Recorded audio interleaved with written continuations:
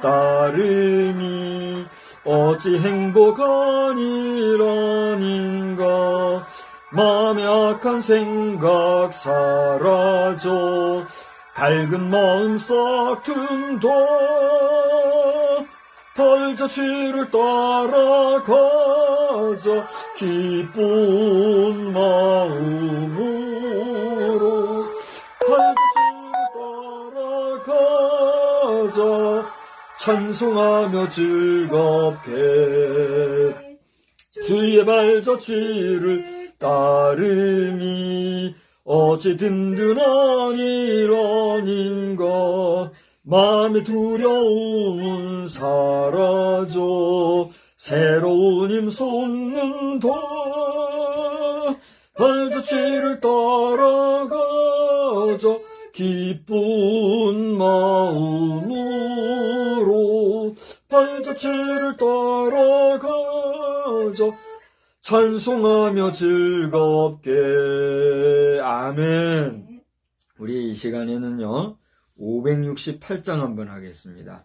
568장을 하시는데 오늘 예배 시간을 한 10분 정도 빨리 드리게 되겠습니다. 우리 함께 찬송하면서 주일 저녁 예배를 준비하여 주십시오. 568장입니다. 하나님은 나의 목자시니 내게 부족함이 없으리로다. 568장입니다. 하나님은 나의 목자시니 내게 부족함이 없으리로다. 나로 하여금 푸른 풀밭에 눕게 하시며 잔잔한 물가로 인도하여 주시네. 내 영혼을 구원하시오니 내게 감사함이 넘치나이다. 나로 하여금 모든 고난을 참게 하시며 하늘의 평안을 입게 하여 주시네. 하나님이 함께 하시오니 내게 두려움이 없으리로다. 나로 하여금 땅에 살아도 진리 안에서 이기고 이기게 항상 능력 주시네. 아멘. 전능하사 천지를 만드신 하나님 아버지를 내가 믿사오며 그 외아들 우리 주 예수 그리스도를 믿사오니 이는 성령으로 잉태하사 동정녀 마리아에게 나시고 본디오 빌라도에게 고난을 받으사 십자가에 못 박혀 죽으시고 장사한 지 사흘 만에 죽은 자 가운데서 다시 살아나시며 하늘에 오르사 전능하신 하나님 우편에 앉아 계시다가 저리로서 산 자와 죽은 자를 심판하러 오시리라. 성령을 믿사오며 거룩한 공예와 성도가 서로 교통하는 것과 죄를 사하여 주시는 것과 몸이 다시 사는 것과 영원히 사는 것을 믿사옵나이다. 아멘. 우리 찬송가 261장이 되겠습니다. 261장 우리 찬송하겠습니다.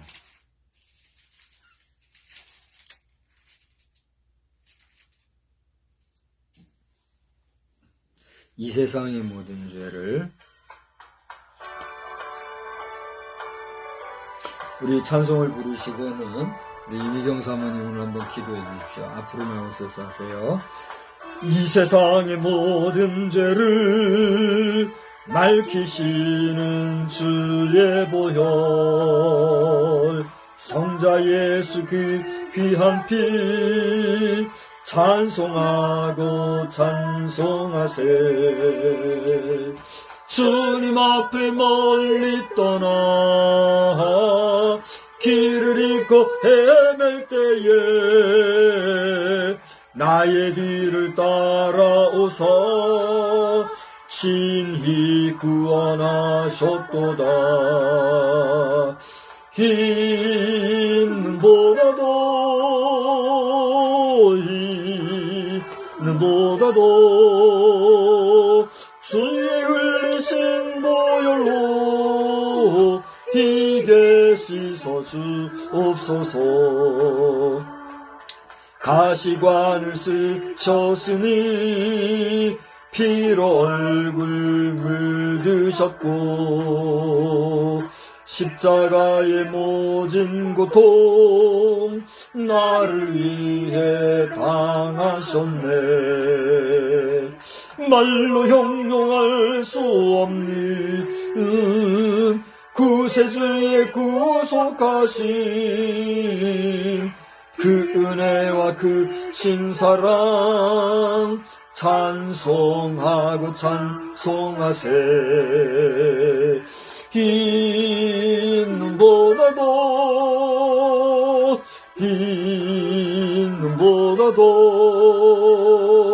주의 흘리신 보혈로 희게 씻어 주옵소서. 아버지를 멀리 떠나 바른 길을 저버리고 여러 가지 죄악으로 주홍같이 되었으니 죄여 물 같은 것 가지고는 씻을 수가 아주 없네. 주여 귀한 보배 피로 날 정결케 하옵소서. 흰 눈보다도 주의 흘리신 보혈로 희게 씻어 주옵소서. 아멘.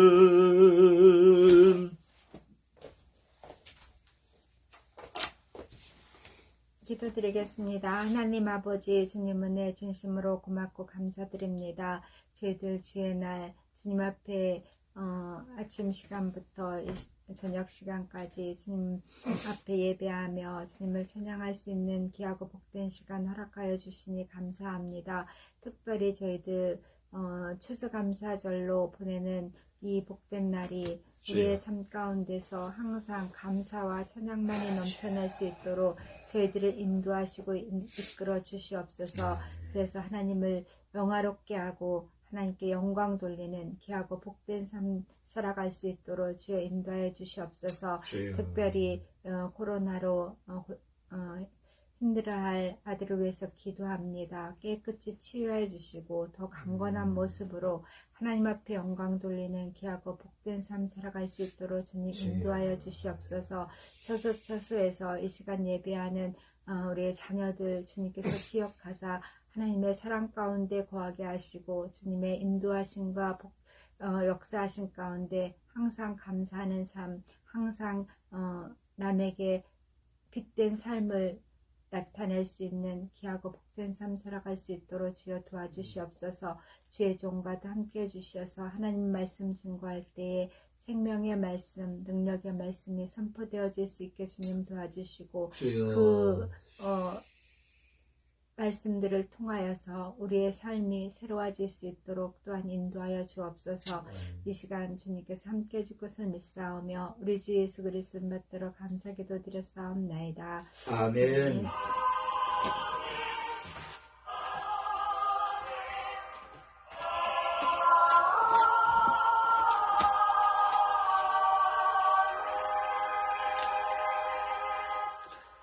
우리 함께 보실 하나님의 말씀은 신약성경 요한 1서가 되겠습니다. 요한 1서 3장 13절로 24절 마지막 절까지를 보시겠습니다. 요한 1서 3장 13절로 24절 교독하셔요. 형제들아, 세상이 너희를 미워하여도 이상히 여기지 말라. 우리는 형제를 사랑함으로 사망에서 옮겨 생명으로 들어간 줄을 알거니와 사랑하지 아니하는 자는 사망에 머물러 있느니라. 그 형제를 미워하는 자마다 살인하는 자니 살인하는 자마다 영생이 그 속에 거하지 아니하는 것을 너희가 아는 바라. 그가 우리를 위하여 목숨을 버리셨으니 우리가 이로써 사랑을 알고 우리도 형제들을 위하여 목숨을 버리는 것이 마땅하니라. 누가 이 세상의 재물을 가지고 형제의 궁핍함을 보고도 도와줄 마음을 닫으면 하나님의 사랑이 어찌 그 속에 거하겠느냐. 자녀들아, 우리가 말과 혀로만 사랑하지 말고 행함과 진실함으로 하자.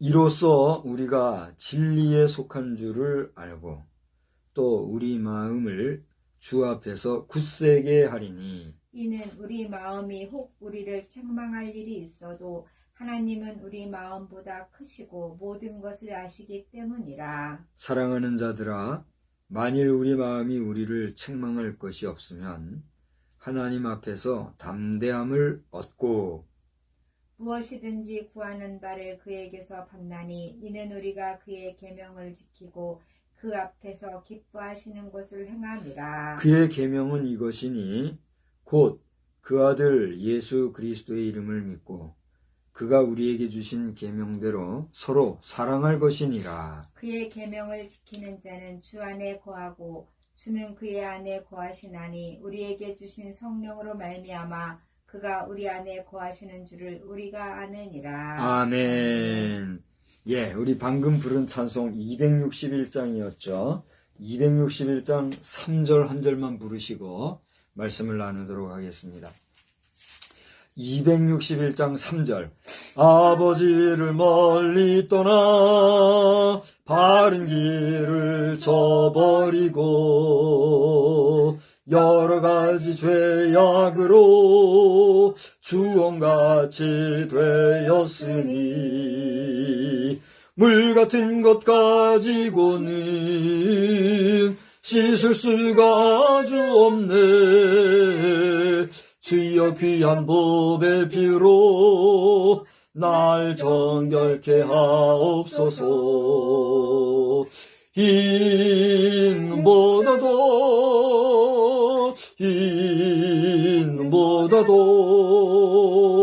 주 흘리신 보혈로 오히게 씻어 주옵소서. 아멘. 할렐루야. 하나님의 은혜가 이 밤에도 저와 여러분 그리고 우리 모든 믿음의 성도들과 우리나라와 우리 행성 지구촌에 충만하시기를 주의 이름으로 빕니다. 축복합니다. 하나님께 영광을 돌리십시다. 올해는 다른 추수감사절하고는 제 마음이 많이 좀 다르다 하는 것을 지금 느끼고 있어요. 작년까지만 해도 매년 추수감사절이 되면 목가적이고 또 어떤 농어촌의 정서라든가 또 뭐니 해도 추수감사절 그러면은 여러 가지 오곡백과와 과일과 또 풍성한 먹거리들 이런 것들을 생각하면서 풍요함과 풍성함 이런 것들의 정서적인 분위기에 우리가 젖어들곤 하지 않아요? 저 역시 거기에서 예외는 아니었던 것 같아요. 그래서 머릿속으로도 어떤 과일 바구니라든가 여러 가지 야채들, 저 들판에 누런 그 벼이삭들, 그리고 과일들 이런 그림들이 그려지고 이미지가 떠오르고 이렇게 했는데 올해는 그런 게 없어요. 이상하리만큼 제가 그런 게 없어요. 하나님 이 무슨 일입니까? 이 어쩐 일입니까? 라고 기도하는 중심으로 제가 저를 돌아볼 때 제가 디지털화가 됐어요. 무슨 얘기냐 하면 지금 메타버스라고 하는 그 사이버 공간을 통해서 그 상당히 많은 O2O 시스템, 그러니까 이제 보통 O2O 시스템 하면 OA 시스템 알지요? 오피스, 오토매틱, 이 OA인데, 그거는 별개로 O2O 그러면은 뭐예요? 오프라인 투 온라인, 온라인 투 오프라인, 이게 O2O 아니겠습니까? 그러니까 이 O2O 시스템의 현실화, 또 현재화라고 하는 것은 디지털 시스템이 가능하기 때문에 야기되는 현상이고, 이것은 뭐 모르는 사람은 모르겠지만 아는 사람은 모두가 수긍하는 현실이 되어버렸어요. 그렇죠? 제가 벌써 O2O라는 단어를 사용하면서 설교했던 것도 몇 년이 지났잖아요. 거의 한 5, 6년 이상 됐어요. 지금부터 5, 6년 전에 O2O와 우리 교회에 대해서 제가 설교를 했었지 않습니까? 근데 그 O2O라는 단어는 그보다도 훨씬 앞서 있었거든요. 거의 10년 전서부터 O2O라는 단어는 알만한 사람들은 다 아는 단어가 됐었단 말이죠. 그러니까 우리의 현실은 그대로 이것이 온라인으로 저장이 되거나 기록이 되거나 또 특별한 암호로 집적이 될 수 있다는 것이죠. 그러니까 이 현장, 오프라인의 온라인화라고 하는 것은 사실은 기록 체계로서의 한계가 있지요. 그렇죠? 그런데 그렇게 저장되어진 온라인의 상황, 자료, 누적되어져 있는 그 정보들을 하나의 메커니즘을 통해서 현실로 만들어져 갈 수 있는 그런 현장화는 또 분명한 사실이 되고 있다는 사실이죠. 그죠? 여기까지 다 이해가 되고 공감이 되시죠?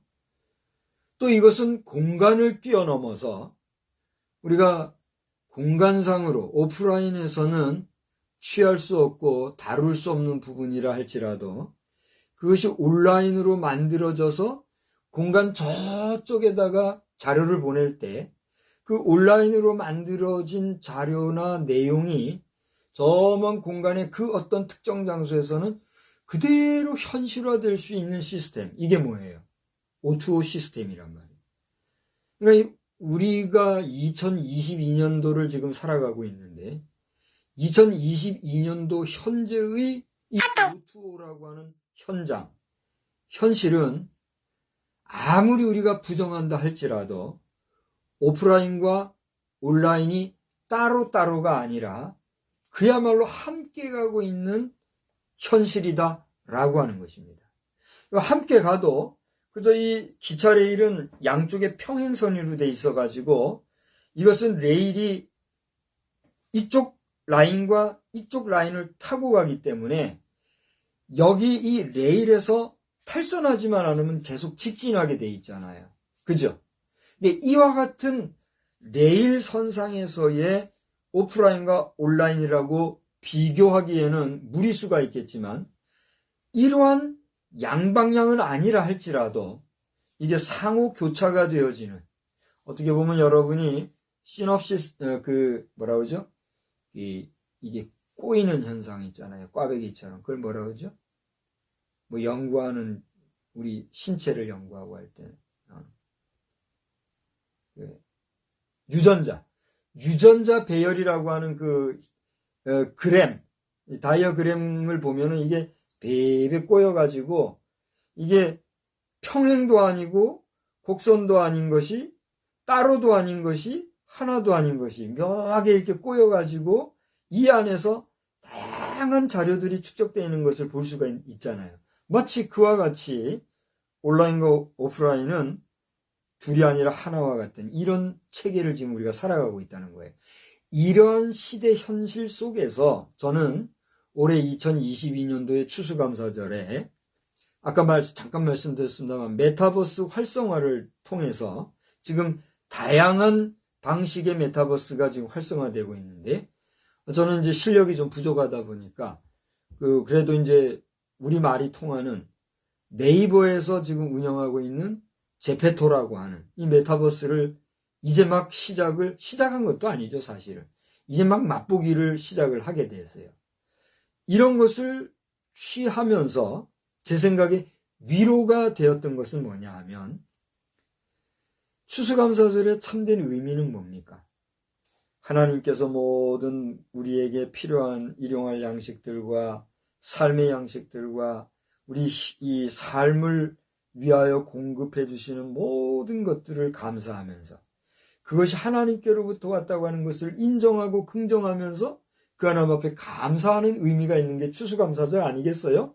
그러니까 우리가 인간의 기본 먹거리는 밭에서 땅에서 나는 것들을 취하고 먹는 것들이다 보니까 주로 이제 농촌을 생각하고 농촌에서 나는 과실을 생각하고 이런 분위기에서 추수감사절 하면 그런 이미지들이 떠올랐던 것인데 이렇게 발달된 현대사회 속에서 특별히 도시 문화가 점차 확산되어져 가는 현상 속에서 우리는 이 현대 개념으로서의 추수감사절을 마냥 농촌 문화의 그런 곡식 문화 정도의 사유체계로 머물러 있을 수는 있어요, 없어요? 없다는 것이에요. 여기 지금 의료인도 있고, 여기 학계에 계신 분, 정치계에 계신 분, 군사문화 가운데 계신 분, 다양한 사람들이 있는데 이 사람들은 농사를 짓는 사람들이 아니잖아요. 1차 생산하고는 전혀 관계가 없는 분들이잖아요. 우리 학생들도 마찬가지고 직장인들도 마찬가지고 그죠? 그런 사람들에게 있어서 추수감사절이 어떻게 이미지화 되겠느냐 하는 것이죠. 그런 면에서 저는 내가 좀 지식이 짧지만 이런 메타버스 시대 속에서 제페토를 실제 행할 수 있고 기타 여러 가지 SNS들이 있잖아요. 지금 당장 입이 안 떠오르는데 여러 가지 SNS를 내가 운영하고 경영하고 할 수 있다는 이것도 내가 할 수 있는 내 생활 속에서의 하나님이 주신 지혜로 내가 다루고 있는 내가 얻은 결실이구나. 동의해 줄 수 있겠어요? 그게 동의가 안 되면 우리는 대화가 안 되고 오늘 이 시간에 저의 말씀 나눔은 헛일이 되는 것이지요. 근데 저는 돌아볼 때 서두에 말씀을 드렸지만은 작년까지만 해도 그렇게 떠오르던 추수감사절의 이미지가 너무 기계적이고 그리고 너무 전자적인 이런 이미지로만 지금 꽉 차 있더라는 것이죠. 그래서 깜짝 놀랐어요. 내가 이렇게 메마르고 건조해졌나? 내가 이렇게 디지털화가 됐나? 저는 개인적으로 디지털 화폐 같은 거는 망조라고 보는 사람이고 이것을 우리나라 특히 우리나라 경제인들과 정치인들은 경계하고 삼가야 된다고 보는 사람이고 그리고 특히 이 디지털 화폐, 디지털 경제가 가질 수 있는 반인간적인 문화 또 우리가 여러 가지 성서 해석적인 면에서 볼 때 우리가 삼가할 수 있으면 최대한 삼가하면 좋겠고 또 그래야 된다라고 여기는 사람이에요. 그렇기 때문에 제 자신이 내가 디지털화가 됐다라고 말하는 것은 사실 어폐가 있는 사람이기도 해요. 이해가 되십니까? 여기까지?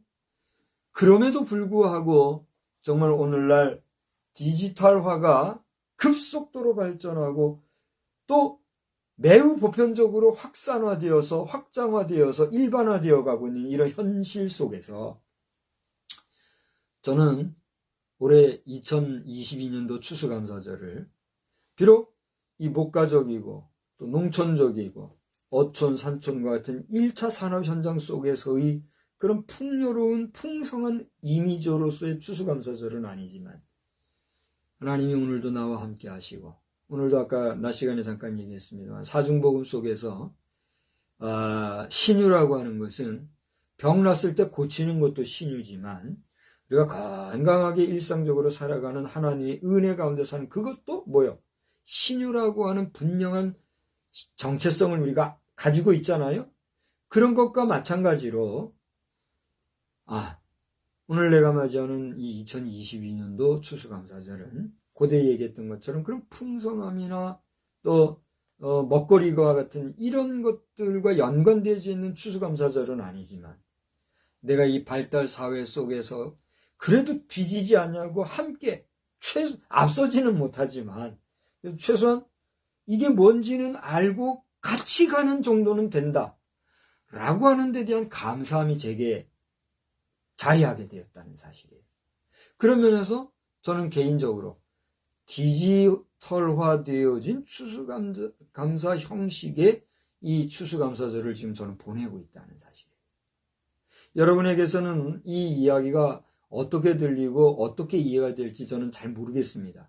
그러나 여러분 이해가 된다고 하면 우리의 추수감사절이라고 하는 이 형식은 지금까지 계속해서 변화되어 왔다시피 앞으로도 그 내용은 변화되어 갈 것이로되 또 어떤 면에서는 진보적이고 또 다른 모습 속에서지만 하나님을 생각하는 추수감사절로서의 절기로 우리는 지켜가게 될 것이다 라고 하는 말씀을 오늘 드리게 된다는 사실입니다. 그런 면에서 오늘 하루를 여러분은 어떻게 보내오셨는지 제가 한번 질문을 해보고 싶고 또 여러분 가운데는 지금 몸이 좋지 않아서 이렇게 그걸 뭐라고 해야 돼요? 가료 중이라고 해야 되나요? 가료 중인 사람들도 있고 그런데 이렇게 연약한 상태에서 맞이하는 추수감사절이 얼마나 여러분에게 감동이 있고 느낌이 있고 또 이 체험적으로 하나님 앞에 감사가 있는지 저는 모르겠어요. 그러나 그럼에도 불구하고 저는 오늘 이 저녁에도 여기 추수감사절 Thanksgiving Day 2022 이것을 이렇게 해시태그로 남겨놓은 것은 우리 이른 새벽에서부터 또 지금 이 황혼의 시간에 이르기까지 오늘 단 하루지만 2022년도의 추수감사절을 우리가 마음으로 깊이 이 시간 이후에라도 다시 한번 생각하면서 우리에게 1년을 사는 동안 함께 하시고 보호하시고 채워주시고 풍성케 해주신 그 하나님의 은혜에 감사할 수 있는 참된 감사가 여러분에게 넘치기를 바란다 하는 것입니다. 할렐루야. 그냥 형식적으로 추수감사절이라고 하니까 추수감사절. 또 그 추수감사절은 특별히 다른 날보다도 마음 담아서 헌금도 좀 구별해서 좀 많이 드리고 한다. 그래가지고 헌금하고. 이런 식의 추수감사절은 의미가 있어요, 없어요? 의미도 없을 뿐더러 헌금한 사람은 뭐예요? 손해보는 장사하는 거예요. 그렇잖아요? 목사가 참 이상한 계산법을 여러분한테 얘기해서 혼란할지 모르지만 하나님이 받지 않으시고 하나님이 상관하지 않으시고 하나님과 무관한 내 습관에조차 내 형식적인 내게 있는 물질 일부를 떼어서 헌금이라는 형식으로 낸 거 그게 의미가 있느냐 말이죠. 그렇지 않아요? 하나님께서 받지 않으시는 헌금이라면 여러분 주머니를 떠나는 순간 뭐가 돼요? 여러분에게는 마이너스 재정이 되는 거예요. 그렇지 않습니까? 요즘에는 대놓고 헌금하지 마시오, 11조 하지 마시오 하는 정신 나간 사람들도 있습니다만은 그런 거에는 귀 기울일 필요가 없고 여러분이 진정으로 하나님 앞에 예물을 드린다 할 때는 어떻게 해야 돼요? 거짓 없는 참마음으로 온전한 태도, 마음 중심을 다해요. 신령과 진정으로 드리는 참 예배자로서의 드림이 되어야 되겠다. 할렐루야. 그렇게 우리가 헌금을 해야지. 마지못해 억지로 하면서 무슨 생색내기나 하듯이 폼 잡아가면서 그냥 형식적으로 하는 이런 걸 하지들 마요. 소리 지른다고 또 뭐라 하는데 이런 때 강조를 해야지 어떡하겠어. 하나님을 무슨 거지로 하나 예배 드리는데 헌금하는 것을 무슨 대단한 행세하듯이 하는 나쁜 잘못된 사람들 그래가지고 무슨 복을 받겠어요. 굶어 죽어도 하나님 앞에 드릴 거는 드린다고 하는 그런 자세로 우리가 생명을 걸고 하나님 앞에 정성을 다하는 예물 드림이 있어야 그것이 하나님 앞에 기쁨이 되는 것이지. 어디다 대고 말이에요. 여러분 헌금 가지고 시험에 들 것도 없고 헌금 가지고 교만할 것도 없으면 모든 것이 어디로부터 왔어요? 주께로부터 온 거예요. 우리는 주님이 주신 것 먹고 주님이 주신 것 가지고 사용하고 쓰고 주님이 허락해 주신 것들을 통해서 이렇게 문명사회도 발달해가는 것 아니겠어요? 그래요 안 그래요? 저는 오늘 이제 미국으로는 밤 시간이 되겠죠. 우리 시간으로는 낮 시간인데 미국의 부통령 카멜라 해리슨인가요? 그분이 경제 문제를 들고 얘기하길래 나 일단은 힘내세요 하면서 박수를 보내드리면서 얘기했어요. 잘 되시기 바라고. 그런데 중요한 것은 미국 사회가 동성애 문화, 동성애 결혼 합법화라는 법제화를 정당화하고 이렇게 하면서 온 세계적으로 지금 잘못된 길을 걷고 있는 사회와 국가가 됐는데 그런 나라에서 물질이 풍요하고 잘 되면 그게 무슨 의미와 가치가 있느냐 제가 써 보내드렸어요. 그러니까 당신의 역할은 현재 대통령을 도와서 부통령으로서 현 대통령이 부통령 시절에 전직 대통령과 더불어서 동성애 결혼을 합법화한 이 하나님 앞에서의 월권과 잘못된 망령된 법제화를 원천적으로 무효화하고 현실화하여서 되돌려 놓는 일을 위해서 부통령으로서 하나님 말씀으로 양심을 가지고 옆에서 바로잡는 일을 해야 됩니다. 라고 하는 의견을 제가 보내드렸어요. 여기 안 보고 있어요? 미국 정가로서는 뭐 불쾌할 사람도 있고 펄쩍 뛰는 사람들도 있겠지만 하나님께서는 이 대한민국에 있는 부족한 종이지만 박성수 목사 이걸 얘기하게 하시는 거예요. 저는 이 현재 부통령께서 여성 정치인으로서 그 상원이에요, 하원이에요. 그런 의원 생활할 때부터 어떻게 네트워킹이 돼가지고 뭐 서로가 지금 통화가 되고 있는 건지 안 되고 있는 건지도 모르지만 그분의 활동을 쭉 보면서 그녀가 오늘의 자리에 이르기까지에는 하나님께서 뭔가 사용할 일이 있으니까 그분 그 자리에 놨다고 저는 보는 거예요. 근데 가만히 기도하는 가운데 그 이야기를 제가 해야 되겠더라고요. 그러니까 카밀라 해리슨 현재 미국 부통령 각하께서는 괜히 그냥 쓸데없는 웃음 미소 웃으면서 그렇게 하지 마시고 진지한 자세와 예전 의원 활동할 때의 그 분명한 자기 정체성을 가지고 분명한 목소리 내셨던 것처럼 하나님 앞에서 잘못되어지고 하나님 앞에 배은망덕하며 미국 사회를 타락시키고 잘못되어가고 있는 동성애 문화 문제를 바로잡으시고 더군다나 법제화 만들어가지고 동성애자들 끼살려주고 정당시해주는 동성애 결혼 합법화 법제화 분초를 다투어서 바로 하시는 일에 크게 일조하시기를 저는 두 손 모아 정성으로 주의 이름으로 부탁하고 또 잘 되는 결과가 있기를 주의 이름으로 축복합니다. 하나님 앞에서 그런 부분이 성결하고 잘 되어야 경제 문제도 잘 될 뿐더러 잘 돼도 그게 가치가 있지. 그게 안 되면 아무리 여러분이 경제적으로 흥황하고 잘 된다 한들 그래서 잘 먹고 잘 산다 한들 그게 뭐예요? 그건 마소보다도 못한 하나님 앞에서 징계받아 마땅한 삶이 되고 말 거 아닙니까?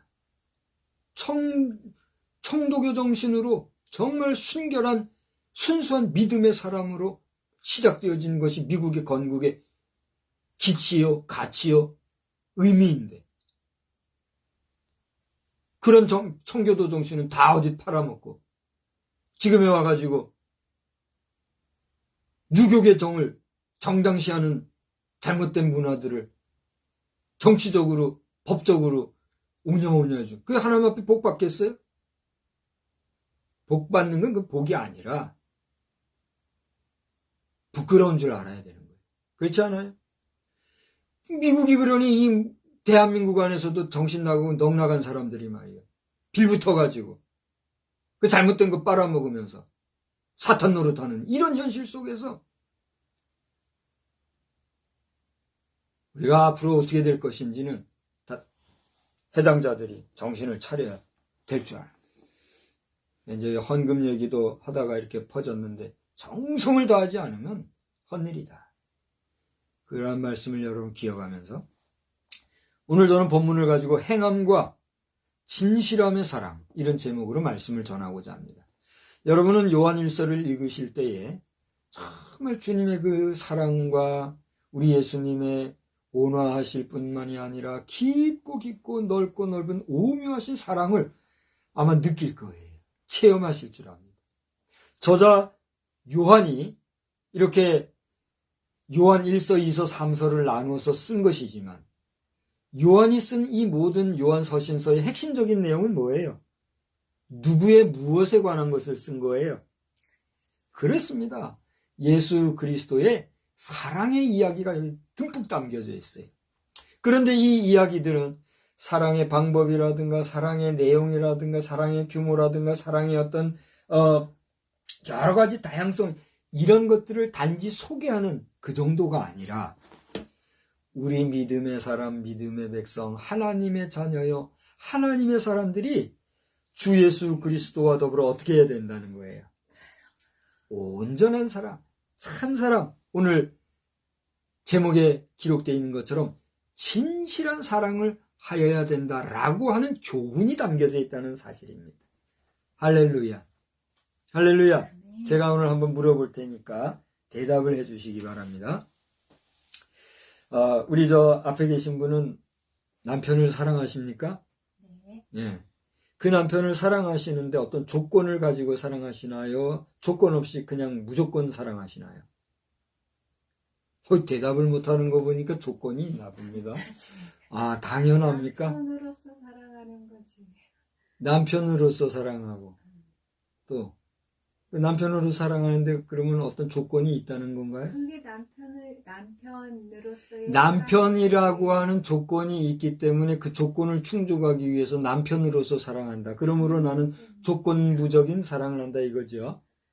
아, 좋습니다. 솔직하게 얘기해줘서 고마워요. 남편이 아니면 자, 여기 여러분은 지금 이야기를 들으셨는데 사랑 중에 그래도 인간적인 사랑 중에 가장 깊은 사랑은 뭘까요? 부모와 자식지간의 사랑이라고 우리가 얘기하잖아요. 그런데 저를 보십시오.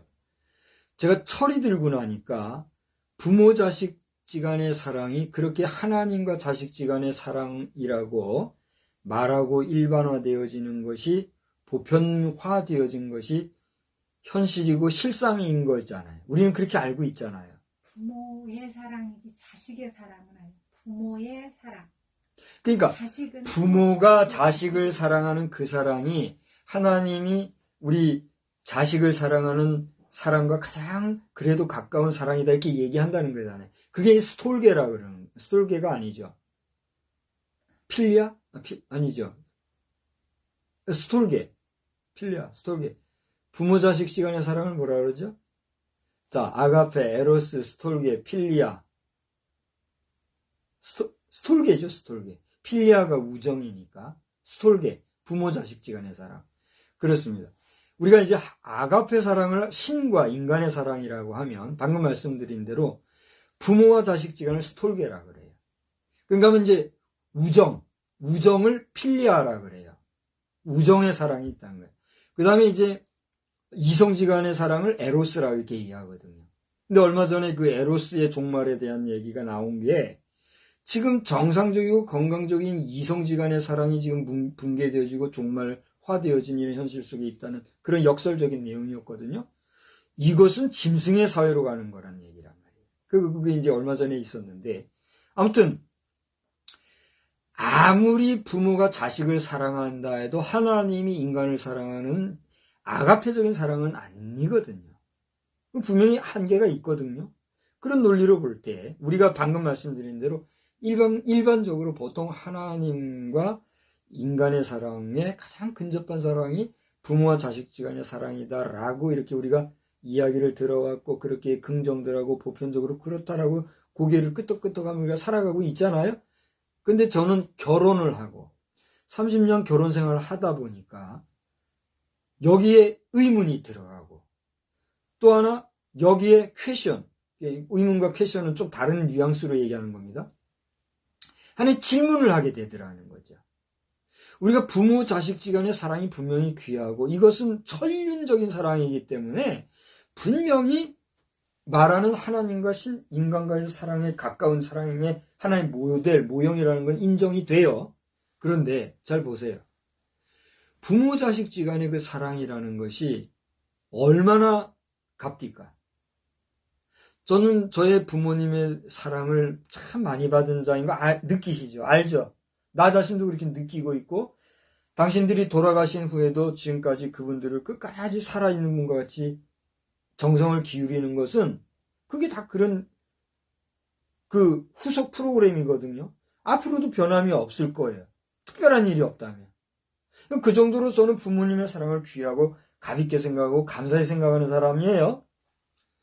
그럼에도 불구하고 부모와 자식지간의 그 사랑이라고 하는 정말 표현이 안 되는 그 사랑과 내가 전혀 다른 사람이지만 이성으로서 내 아내가 된 사람과 살아볼 때 이 사랑이라고 하는 것은 차이가 있을까요, 없을까요?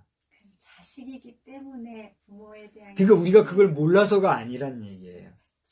부모는 자식에게 대한 사랑이 자, 저의 질문의 핵심은 무엇이냐 하면 우리의 부부지간의 사랑은 조건부냐 무조건이냐라고 했을 때 대답을 조건부라고 얘기를 했단 말이에요.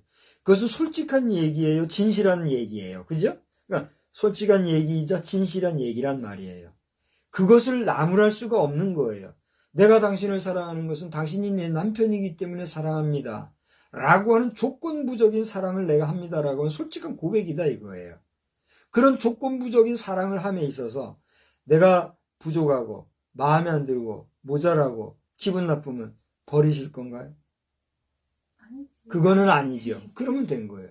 그러면 조건이 없이 사랑하는 거라는 고백이 되는 거란 얘기죠. 이해가 되시죠? 여기 이 사람 자신도 마찬가지예요. 내가 잘났거나 못났거나 여러 가지면 제일 이제 지금 경제적인 면에서 내가 제일 뒤지죠, 내가. 경제적인 면에서 뒤지지만 내가 경제적으로 월등해진다 할지라도 그 상황에서 내가 사랑하는 아내를 함부로 하게 되면 그건 사랑이라고 할 수 있어요, 없어요? 없는 거잖아요. 그런 논리를 확인받고 싶다는 것이죠. 그러니까 오늘 말씀을 전하면서 여러분 가운데 지금 저 장관이 설교하는 거요, 뭐 학술 경영 이렇게 말한 분이 계실지 모르는데 아닙니다. 여러분 잘 들어보십시오. 저는 지금 두 가지를 얘기하고 있습니다. 그죠? 첫째는 뭘 얘기했습니까? 추수감사절을 지내면서 여러분이 헌금하는 거 하나하나 진심이 담겨 있지 않으면 헛일입니다. 그걸 내가 얘기했잖아요. 마찬가지로 우리가 인간 간의 관계에서의 사랑이든지 하나님과의 관계에 있어서의 사랑이든지 우리의 사랑 안에는 뭐가 있어야 된다는 거예요? 진실함이 있어야 된다는 거예요. 오늘 저는 그걸 얘기하려고 하는 것입니다. 오늘 추수감사절이라 써놓고 사랑 타령 사랑 이야기를 진심이라는 이야기로 지금 하고 있는데 이것을 여러분이 어떻게 받아들이고 수용하고 이해할지 저는 모르겠어요. 하나님께서는 부족한 종에게 오늘 이 추수감사절을 통해서 너희가 나를 사랑하느냐? 그래서 너희들이 추수감사를 지키고 나에게 감사를 하고 또 뭐 물질을 바치고 그렇게 표현하느냐? 근데 그거 진심이야? 물어보신다면 여러분의 대답은 무엇입니까? 아, 그러면요, 내가 진심을 다해서요, 평소보다 헌금도 많이 하고요, 얼마나 내가 준비를 많이 했는데, 잘하셨습니다. 잘한 거예요? 안 잘한 거예요? 잘한 거예요. 이 헌금도 하나 못 드리고, 이렇게 막, 어떻게 하지? 어떻게 하지? 그러다가, 에이, 그냥 이렇게 한 사람들도 있을 거란 말이에요. 그래요? 안 그래요? 그러니까, 내게 진심으로 하나님 앞에 드리지 않는 것은 헛일이듯이, 우리 사랑도 마찬가지다 이거예요. 조건부로 사랑하든지 조건 없이 사랑하든지 내가 상대를 사랑하는 그 사랑에 진심이 없다고 하면 그 사랑은 사랑이라 할 수 있어요, 없어요? 또 설령 사랑이라고 한다고 합시다. 그 사랑이 오래 갈까요? 그 사랑이 깊이가 있을까요? 안 된다는 거죠. 오늘 그걸 얘기하는 거예요. 그래서 오늘 본문을 보면 세 부류의 사람들이 나옵니다. 첫째, 13절에 누구를 부르고 있습니까? 형제들아 하면서 형제를 부릅니다. 두 번째 18절을 보세요. 누가 나와요? 자녀들아. 그 다음에 세 번째 누가 나와요? 21절에 사랑하는 자들아 이렇게 얘기가 나옵니다. 여기서 형제들아 하는 건 뭐예요? 여기서 얘기하는 형제들아라고 하는 말은 브레스런 그 뭐 일반적인 형제들 남녀 형제 자매 남매지간 그런 개념도 있겠지만 우리가 그 촌수로 치면 나이가 아무리 많아도 행렬상 형제가 되는 경우가 있지요. 어떤 경우입니까? 나이가 7, 80이 되었어도 나와 행렬이 같으면 내가 그분을 뭐라고 불러요? 형님이라고 부르고요. 또 그가 아무리 나이가 많아도 나이가 적은 사람이라 할지라도 그 사람이 나에게 아버지뻘, 아저씨뻘 행렬을 가지면 그 나이 많은 분이 조그마한 꼬마한테도 뭐라고 불러요? 아재, 아저씨, 당수, 또는 대부 이렇게 부르잖아요. 형제라고 하는 말은 그런 개념에서 우리가 형제의 개념이 어디냐 이걸 생각하게 하는 그런 용어예요. 우리가 단지 아까 얘기했던 형제자매 남매 이런 개념이 아니라 그러니까 여기서 요한 사도가 형제들아 얘기했을 때 이것은 무슨 얘기입니까? 우리가 의식적으로나 무의식적으로나 형제라 칭할 수 있는 개념의 모든 사람들 이 부분에 대한 해석을 원문적으로나 또는 다양한 신약 전문 학자들이 해석하는 해석이 있을 거예요. 그 해석은 여러분이 그 해석대로 따르십시오. 오늘 제가 여러분 앞에 말씀드리는 형제들아라는 개념을 인생사 넓고 다양한 상황으로 볼 때 이 형제들이라는 게 도대체 뭐냐 말이죠. 이것은 화자를 부를 때의 청자를 향한 이 화자의 개념이 형제와 같이 편안하고 다정하고 또 원만하게 그리고 스스럼 없이 보편적으로 일반적으로 부를 수 있는 모든 이 레벨의 사람들 그걸 뭐라고 할 수 있겠어요? 형제들아 이렇게 할 수 있는 거예요. 여러분 교회 가면요 형제님 자매님 그런 일들이 많죠. 어디다 대고 함부로 형제자매요? 잘 모르는 사람은 그렇게 할 수 있잖아요. 그러나 우리가 나이가 많은 분들에게도 형제님, 나이가 어린 자식 같은 사람들에게도 형제님, 자매님, 교회에서 그렇게 해요 안 해요? 그렇게 하는 경우가 있잖아요. 그게 무슨 개념이에요? 이 개념이라는 거예요. 자, 이제 이 부분에 있어서 정리하고 갑시다. 절 보세요. 하나님이 여기에 계세요. 나라는 존재가 여기에 있어요. 근데 나는 나이가 10대예요. 하나님이 여기 계시는데 나는 70대예요. 이 70대가 하나님 하면서 하나님을 뭐라고 불러요? 뒤에 아버지 부르잖아요. 어라? 근데 이 10대가 하나님 아버지 하면서 하나님을 뭐라고 불러요? 아버지라고 불러요. 그럼 이 두 사람은 뭐가 돼요? 형제지간이 되는 거예요. 그죠?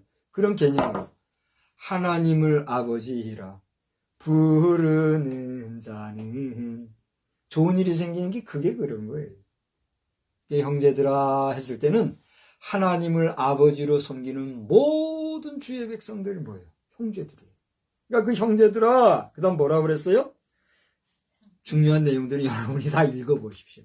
제가 요 형제들 요 얘기만 해도 지금 1시간 넘어가요. 그죠?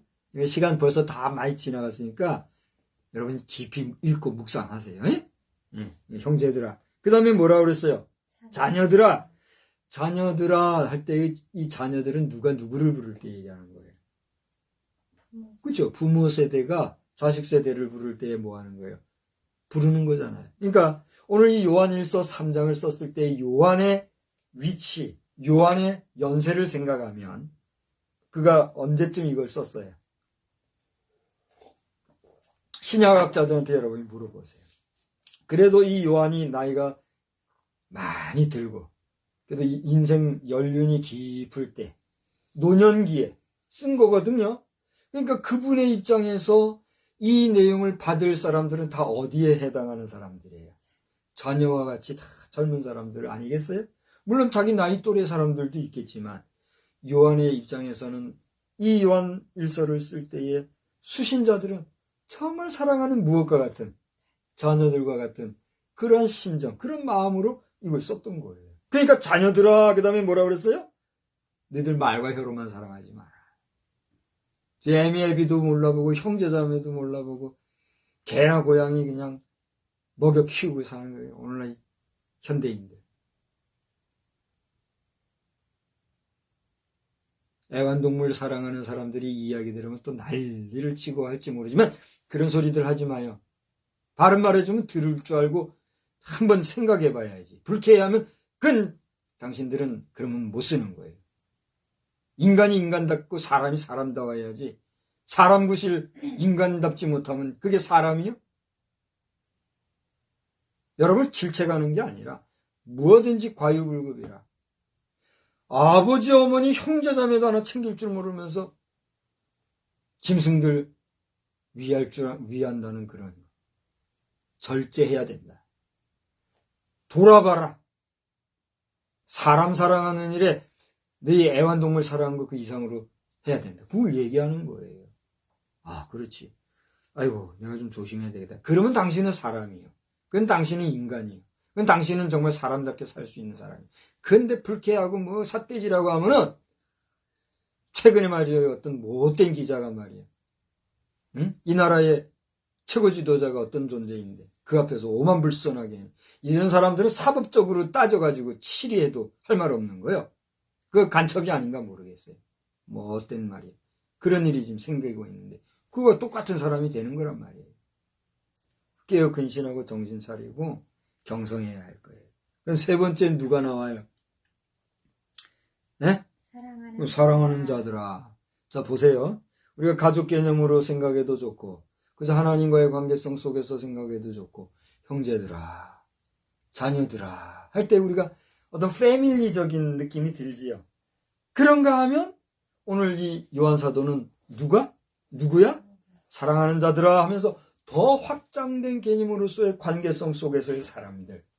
이것은 남자일 수도 있고 여자일 수도 있고 지위가 높은 사람일 수도 있고 지위가 낮은 사람일 수도 있고 도시에 사는 사람일 수도 있고 농촌 지방에 사는 사람일 수도 있고 돈 많은 사람일 수도 있고 가난한 사람일 수도 있고 모든 뭐라고 그랬어요?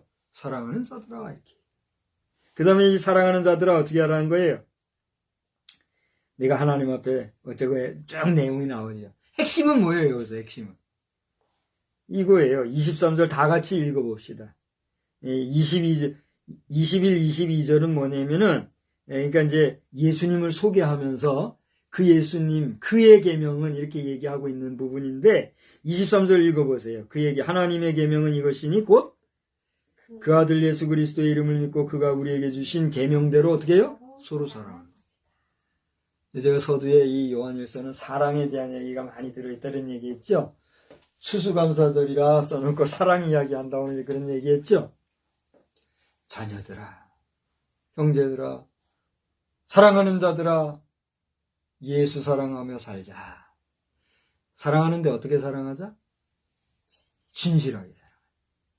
여러분, 한 주간 사는 동안에 하나님 앞에서 진실하고 사람 앞에서 진실하고 내 자신에게 진실한 가운데 진실한 사랑, 참된 사랑, 거짓 없이 정말 따뜻한 사랑을 하면서 승리하는 한 주간 되시기를 주님의 이름으로 축복합니다. 축복합니다. 할렐루야. 하나님 아버지, 오늘 이 저녁 시간에도 부족한 종에게 감동 주심을 따라서 가감없이 전하였습니다. 혹여라도 말로서 전하는 하나님의 말씀이기에 이 말씀에 이 말의 전달에 오해나 불쾌함이나 시험 드는 일이 없었는지 저는 염려하지 아니할 수가 없습니다. 그럼에도 불구하고 오늘 이 말씀에서 우리 이 말씀을 들은 모든 자들이 은혜가 되며 깨달음이 있게 하시며 나아가 모든 사람과 더불어 화평함과 거룩함을 좇을 뿐 아니라 서로 사랑하라 하신 주님의 계명의 말씀대로 사랑하며 살아가는 복된 우리 귀한 심령들이 다 되게 하여 주시옵소서. 이 밤에도 저 북한의 김정은과 또 그 부녀지간에 이렇게 미사일을 쏘아대는 장소에 와서 그 후계자에게 보여줄 것과 보여주지 말 것이 있는데 이렇게 기가 막힌 일을 하는 모습을 볼 때 우리가 어떻게 해야 되는지 우리의 마음이 더욱더 강직하게 되고 경직되게 하시는 그러한 주의 섭리를 돌아보게 됩니다. 우리 하나님은 사랑하시되 끝까지 사랑하실 뿐 아니라 그 하나님의 사랑은 경의에 합당하며 또 정의와 공의에 입각한 사랑이기에 잘못된 부분은 냉혹하리만큼 치리하심으로써 사랑을 보여주시는 하나님이신 것을 또한 알기에 우리는 오늘 저 김정은과 그 주변의 모진 사람들, 못 모르고 이 시대에 잘못된 길을 극구 고집하고 가는 자들을 어떻게 해야 될지 하나님 앞서 세우신 귀한 주의 종들을 움직이시되 담대하게 하시고 흔들림이 없게 하시고 질서가 무너지지 않게 하시고 모든 것이 온전한 가운데 하나님의 뜻, 하나님의 섭리만 이루어지기를 간절히 빌고 소원합니다. 이미 오랜 시간 전서부터 피 흘림, 혈의 누가 불가피할진대 그 피 흘림이 최소화되기를 간구한 종의 기도를 주님이 아시지요. 아무쪼록 피 흘림이 최소화되되 그것이 불가피한 하나님의 방법으로 저 이스라엘 백성을 대적하는 자들이 일망타진되었던 것 같은 것이 하나님의 방법이라고 하며 그 일로 말미암아 하나님을 대적하는 자들이 두려워 떨며 하나님이 이 땅 대한민국과 하나님의 백성들과 함께 하심을 보여줄 수 있는 그런 복된 역사가 이 땅에 일어나게 하여 주시옵소서. 이 나라를 이끌어가고 있는 대통령을 위하여서 기도하오니 저가 많이 약해지고 육신적으로도 흔들리고 있는 것을 보게 됩니다. 하나님이여 저를 도우시고 그 내외지간의 사랑이 흐트러지지 않으며 그 중심에 다른 잡다한 우상이나 잡다한 신들을 의지하지 말고 살아계신 하나님을 의지하며 하나님의 도우심을 바라보는 가운데 하나님의 전적인 이끄심에 의지하는 믿음의 용장이 되게 하여 주시옵소서. 우리와 함께 하실 주님을 찬양하며 우리 모든 자녀손들과 믿음의 백성들도 한 주간 내내 승리하게 하여 주옵소서. 예수님의 이름으로 감사하며 축복하며 기도드리옵나이다. 아멘. 262장을 찬송하겠습니다. 262장 찬송. 이 배터리가 다 됐다고 화면이 안 보이네요. 우리 반주 없이 262장 합시다. 날 구원하신 예수님 영원히 찬송하겠네. 죄인어서 주께 와 죄사유하심 받으라. 구하라 주실 것이요 찾으라 얻을 것이라. 죄 중에 상한 영혼을 주 온전하게 하시네. 주 우리 죄로 인하여 피 흘려 죽으셨으니 주밖에 없는 사랑을 만 백성 알게 전하세. 주 예수 사랑 못 잊어 나 항상 눈물 흘리네. 이 세상 어디 가든지 나 주만 생각합니다. 목마른 자이 세매와 영생의 물을 마시라. 내 주를 사랑한데도 늘 맘에 부족하도다. 아멘.